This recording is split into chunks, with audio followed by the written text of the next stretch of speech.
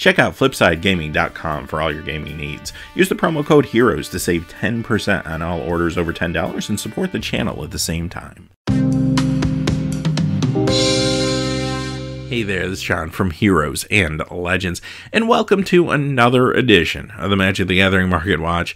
This has been a huge week for the market. If you've been following along, it has been crazy. So we're going to talk about a lot of things today. We're going to talk about standard as we always do. We'll talk about modern as we always do. And then we'll wrap things up with some legacy. There's huge news out there though.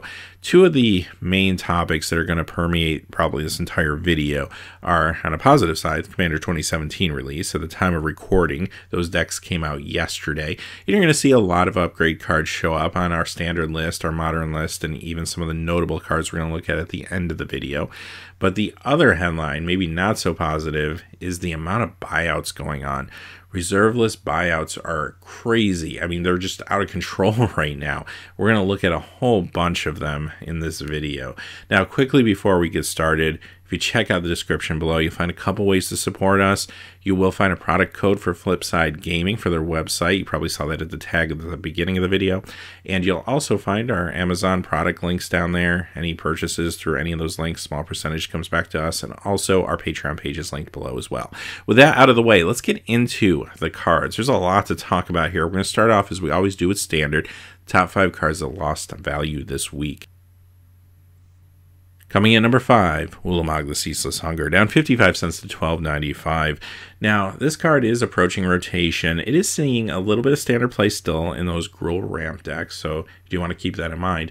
But players that aren't on that deck have already started to sell off their copies, preparing for the next meta going forward. And this card has been sliding week after week. Now, here's the good news about the card. It still sees a lot of modern play. It's in the Eldrazi Tron and regular Tron variants of those decks. And it even has seen some legacy and vintage play over its time. So once this card slides a little more, I'd give it a few more weeks. Maybe you can find a copy for $8, $10, somewhere in that ballpark. I think it's a good pickup at that point, because if you ever have any inclination to play, say, Eldrazi Tron, you're going to want some copies of this card. So watch for a good opportunity coming maybe in late September, mid-October, somewhere in that ballpark. Coming in at number 4, another card that's rotating out, Nahiri the Harbinger. She's down 74 cents this week to $11.24. Now, she is seeing a little standard play, kind of like Ulamog, hanging out in those Mardu Vehicles decks still, but not as much modern play as she once saw. For a little while, she was kind of popular in modern. Now you see her show up in like the Kiki Core decks, maybe a prison deck here or there, but she's not quite as popular. Having said that though, she is still seeing play and could resurge maybe at any given time. I think she'll fall a little bit further than Ulamog. Maybe you find her for $5 somewhere in that ballpark in a few weeks. And if that's the case, I think it's a good pickup for the future. Coming in at number 3, Nicol Bolas God Pharaoh, down 98 cents to $18. Now, this card is seeing standard play, usually in control builds. They want maybe 1 or 2 copies of the card. And because of that, the card's going to continue to slide. It is seeing play, but not in huge quantities. This isn't the type of card you slam dunk 4 of in a whole bunch of different decks, right? This has a very specific role. So this will slide. But I do think a lot of players will hang on to their copies of the card until they see what happens post-rotation. With a lot of sets leaving the format, a lot of cards could get better. So I think players are going to be a little bit careful when they think about selling off cards like this one. It does have a very high power level just in general. So the card itself, it will slide, but don't expect it to completely bottom out or anything anytime soon. Now, a lot of packs are being opened. It's got that going against it. I can see this card maybe settling in around $12, $15 and then kind of wait and see what happens post-rotation. Coming in at number 2, Hazoret the Fervent, down 99 cents to $15.48. Had a huge spike coming off the Pro Tour, and this card has been sliding over the last few weeks due to the snapback from that spike. but still seeing a lot of play out there. Ramanap red decks, of course, and it's starting to see some play in modern, like Scred Red's picking this up. We'll have to see if that actually holds or not, but right now I do think this card will continue to slide. This is still a high price point for it at this time, but much like Nicol Bolas, I think a lot of players may be a little hesitant to sell it off until they see what's going to happen with the next meta.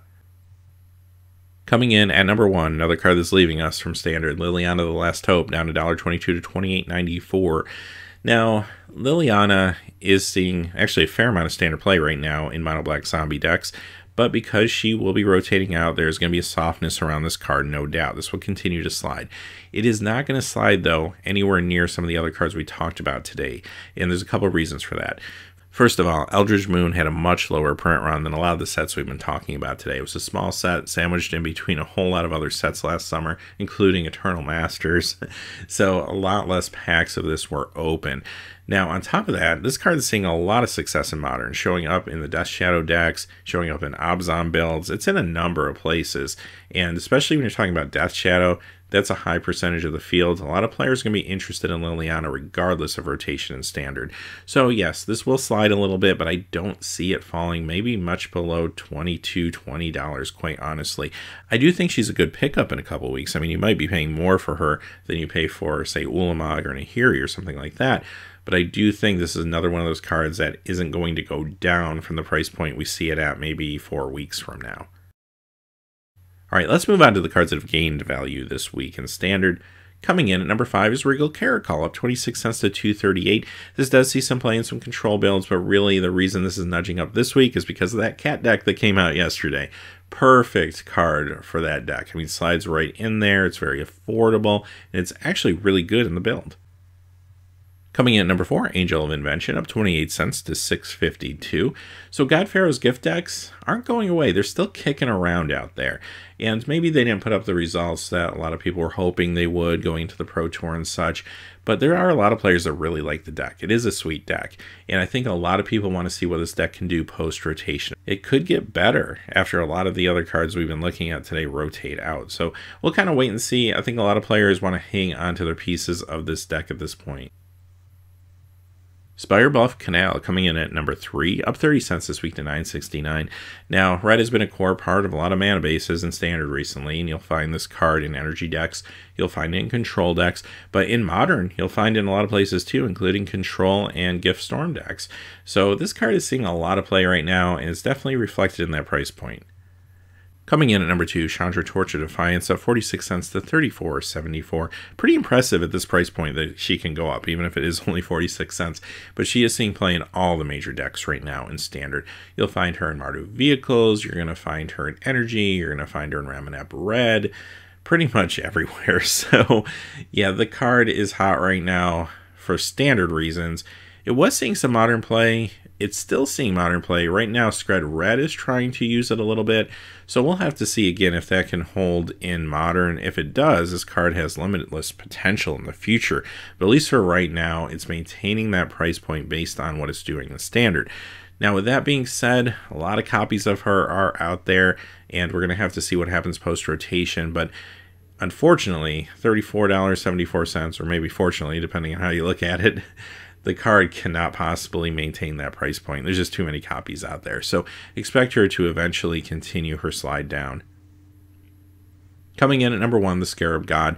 This is up 61 cents to $14.99. This one's kind of funny because, yes, there are some Dimir zombie builds out there that run this. That's kind of the thing you first looked at this card and thought that it should do in Standard. But energy decks have had a lot more success with this card, actually, and been doing well with it. So, yeah, the card's doing good there, and also there's certainly cross appeal into Commander. It's a great Commander card. All right, let's move on to Modern and top 5 cards that lost value this week. Coming in at number 5 is Grove of the Burn Willows, down $1.85 to $43.95. This card for a long time was neck and neck with Horizon Canopy, but Horizon Canopy recently just exploded and took off. This one going down a little bit. There is some possibility, of course, that we'll see this in Iconic Masters or Masters 25. So a card that's this expensive is going to be a little bit soft right now in the market. Coming in number 4, Pact of Negation, down $1.98 to $31.02. This is the Modern Masters version of the card, and this has been going up recently, so it's snapping back a little bit now, a key part of the Gift Storm decks. Karn Liberated from New Phyrexia is number 3, going down $2.39 to $66.45. Now, Karn has been going up recently, so again, this is just more snapback. Coming in number 2, Ruined Halo, down $2.50 to $19.79. And another example of snapback. This card's been going up actually pretty aggressively over the last couple weeks. And coming in at number 1, a couple different copies of Tarmogoyf, with the Modern Masters version going down $2.21 to $90.10, with the Modern Masters 2015 version going down $3.12 to $86.29. And there's a reason that Modern Masters 2015 version is going down at the rate that it is. if you are going to purchase an $80-$90 card like Tarmogoyf, I would not recommend getting the Modern Masters 2015 version of the card, especially if you're buying online. That set had a lot of print anomalies and just kind of weird, bad quality issues with it. So I would steer clear of that particular set. Maybe get the original Modern Masters or the Modern Masters 2017, which a lot of times you can find cheaper because there's still a lot of copies hanging around out there. Or if you want to be a high roller, you can go for the original version. We'll talk more about that one in just a few moments. All right, let's look at the cards that have gained value this week. Coming in number 5, Bloodline Keeper, up 286 to 1079. So this card does see a little bit of like modern junk play, but really the reason this is going up this week is the Vampire deck that came out yesterday. This is a perfect inclusion for that deck, actually. A really no-brainer upgrade. It does everything that deck wants to do, and a lot of players are picking up on that, as you can see. Number 4, hey, look, the original Tarmogoyf from Future Sight is up 287 to 125. So, okay, the other Goyfs are going down or trending down a little bit because they are seeing less a percentage of the field play than they saw for many years, actually, at this point. Now, they're still out there in Modern and Legacy. They're not going away. But it's interesting to look at this phenomenon because this original version, granted, it has different art, it has that Future Sight card frame as well. Even though the others are going down, people are still interested in this one. Collectors happy to pay $125 for this card, or even players in a lot of cases. So I think this is an interesting case study in a card and just how original art, original versions of the card, especially if they're unique like this, can perform even if the card itself, playability-wise, isn't performing as well as it used to. Now we move on to a card that playability-wise is performing very strongly, and that's Thoughtseize. This is the Lorwyn version, up 309 to 46.99. Now, we've talked about this in previous videos, but the reason this particular version is so much higher than the Theros version isn't just because of the art, although some players may prefer this art over the other, or vice versa. But the print run for Lorwyn was really low. It was during a time that the game was down on sales a little bit, which means less packs are being opened, less cards are printed ultimately. So the print run for this is much, much lower than the Theros version. Coming in at number 2, another card from that time period of Magic, Prismatic Omen from Shadowmoor, up 327 to 2168. There's some cross appeal this week for this card. A couple weeks back, there was a Titan Shift deck running 3 of these that came in second in the Grand Prix, so that brought some attention on the card, no doubt. And not all Titan Shift builds run this card, so there could be some Titan Shift players out there that wanted to tweak their deck a little bit by adding this. It's very possible, but also this is a fantastic upgrade to the Dragon deck that came out yesterday, so I could imagine that players from both of those camps are going out trying to pick up this card this week. Coming in at number 1, speaking of that Dragon deck, Dragonlord Dromoka, up $363 to $12. And this is a great card. It does see a little bit of fringe modern play, but really this climb this week is all about that Dragon deck that just came out. All right, let's move on to Legacy. So I promised you there's going to be some fireworks. We're definitely going to talk about the 5 cards that are losing value. Those are some of your usual suspects. Then we'll talk about the 5 cards that are gaining value, all buyouts. And then we'll look at 10 notable cards. 8 of those are going to be buyouts. So fasten your seatbelts. Here we go. Coming in at number 5, the Tabernacle at Pendrell. Great way to start off. Down 24.51 to 1,346.50 this week. Number 4, Bayou from Unlimited, down 26.68 to 213.63. Number 3, North Star, down 31.84 to $23. Okay, this is definitely notable. This is a card that was bought out a few weeks back. The card climbed aggressively. Now it's dropping aggressively. So what does that tell us? This card may have been speculated on due to the fact that it is an okay inclusion in the Dragon deck. I mean, there's better things like the card we looked at just a few moments ago, but maybe somebody thought, you know, it's a reserve list Legends card. Maybe some people might want it as an upgrade for that deck to go a little old school. So we're going to buy this out. We're going to go to all the big marketplaces, the TCG players, the eBays, the Star City Games, the Channel Fireballs. We're going to buy every copy we can find of this card. But what happens is, most of the time when people do that, they don't have the capital to do a long-term buyout. What they do is they put these cards on credit. And if you don't sell them back quickly within a month's time, you're going to have to pay higher interest rates on that credit. So you don't want that cutting into your profit, which means you're going to turn these cards around pretty fast. And that's what we're seeing here. A card spiked a couple weeks ago, and here it is crashing a couple weeks later. They bought the copies, now they're selling them back. Now, the card won't completely go back to where it was before the buyout, typically, just because it draws a lot of attention on the card. So players that maybe thought, wow, I never knew this card existed before, but it's a cool card, I want to pick it up, I'm just going to buy it now before someone else buys it out and disappears again later. And that's why you do see some growth after a buyout. But unfortunately, this is market manipulation, which can lead to problems. We'll talk more about it in a few moments. All right, coming in number 2, Jazam Jin, down 46.32 to 594.96. It's down a little bit this week, but the card's still performing well, still sitting around that $600 mark. And coming in number 1, Singing Tree, down 62.51 to 109.99. Another card that's kind of been on a teeter-totter ride recently. All right, let's move on to the cards that have gained value this week. And here we go. Coming in at number 5, Gwendolyn De Courcy, up 67.78 to 97.51. I mean, this is an okay commander card, I guess, but really the appeal here is the art's unique. You're not going to see anything like this on a Magic card nowadays. And somebody decided that it would be a good target for a buyout, and it is a reserve list card. All these cards we're talking about in these next couple segments, with a few exceptions I'll point out, are on the reserve list. Coming in number 4, Pyramids from Arabian Nights, up 71.50 this week to $95. This one hurts because I did a video at the end of June called July Picks of the Month, where I talked about some undervalued cards from some of the early expansions, including Arabian Nights. And a number of the cards I've talked about have since gone up in value, and this is one of them. I think at the time I did the video, I can't remember 100%, but I think this card was under $10. And I said, you know, this is a great pickup. It's an okay commander card, like definitely playable in commander if you want to do something old school and kind of kitschy. But at the same time, it's a rare Arabian Nights reserve list card.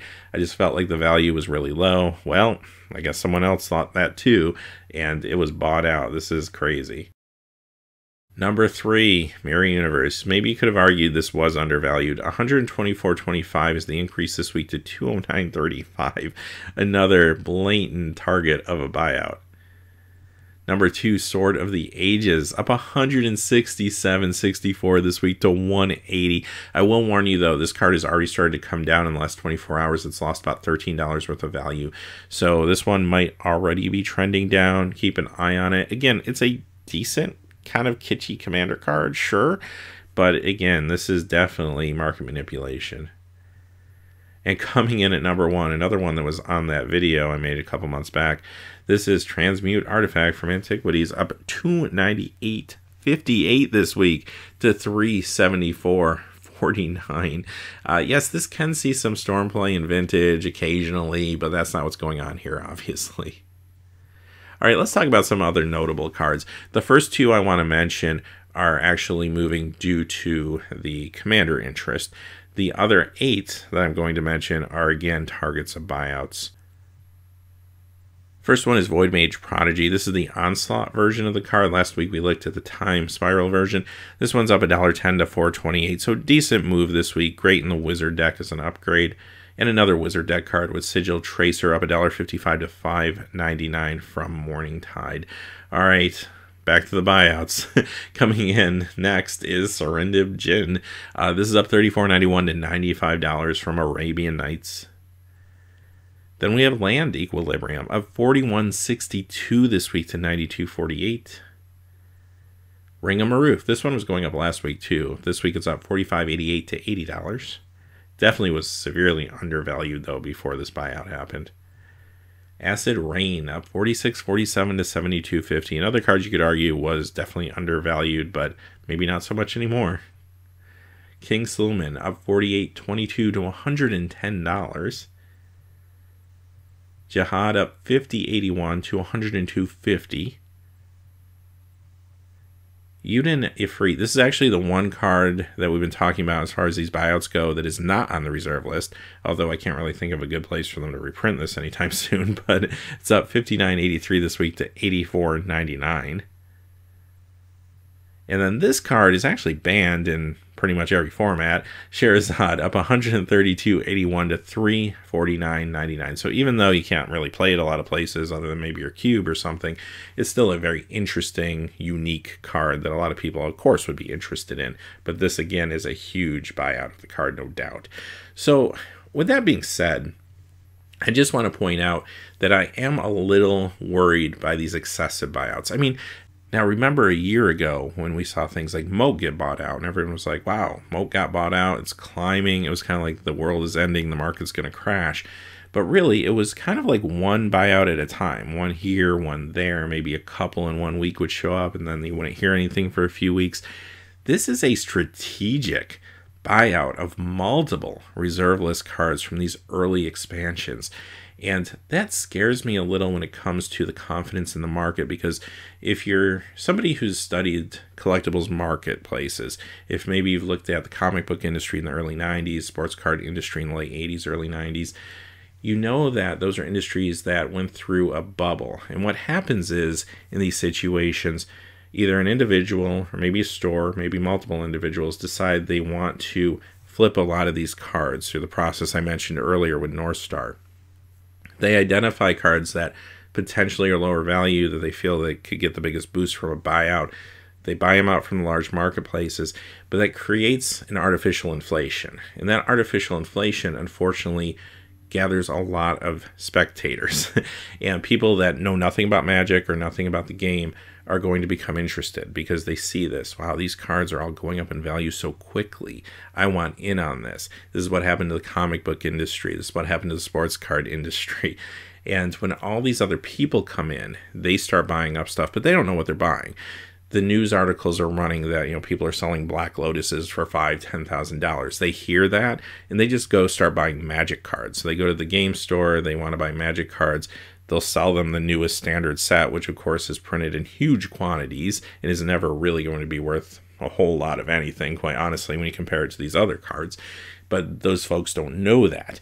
So all of a sudden, Wizards of the Coast sees a spike in their sales, but the sales aren't from players. They're from these speculators coming in from outside the market.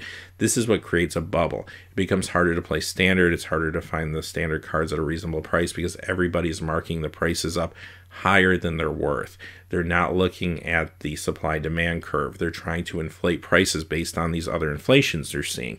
What that leads to eventually is the real players, the people that actually care, start to get out of the business. They start moving on to other things. Maybe they play Commander or something like that and get out of Standard. And all of a sudden, the people that came into this, they move on to the next shiny object and kind of say, you know, these cards aren't going up as fast as I thought they were going to, and they sell out. Once they sell out and dump all of that back into the market, the bubble bursts. Confidence is shaken in the entire industry. Nobody wants to spend their money on anything. And we're at the point where the comic book industry was in mid-90s when Marvel was going bankrupt, basically. And that worries me. Now, that's a stretch, right? I went pretty deep there. But this could be the beginning, really the first true signs of a bubble that could potentially burst on the horizon. So be careful with your purchases. Be smart. Watch the market closely. Don't overpay for anything. You know, be very, very selective, especially when things start getting crazy like this. Just be careful as a buyer, especially as a player. And I kind of address these videos to players. I'm a player. I'm not somebody that buys up cards or anything.